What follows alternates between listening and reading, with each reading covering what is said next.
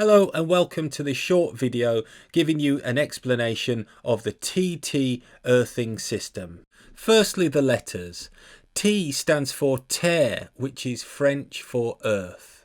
The first T tells us that the supply transformer has a connection to earth. The second T tells us that there is also a connection to earth within the installation. This connection to earth is completed by installing an earth rod or earth electrode. And this task will be completed by the electrician.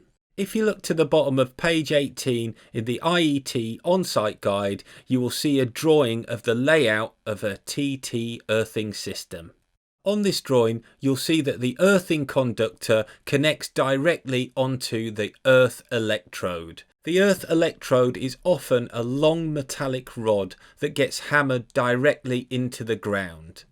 When identifying a TT earthing system, you'll notice that there are no earth conductors running back to the service cutout. You would then have to inspect the premises to find the earth electrode.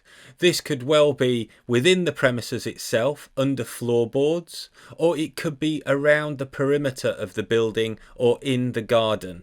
Any connection onto the earth rod or earth electrode should be accessible, so you should be able to find it.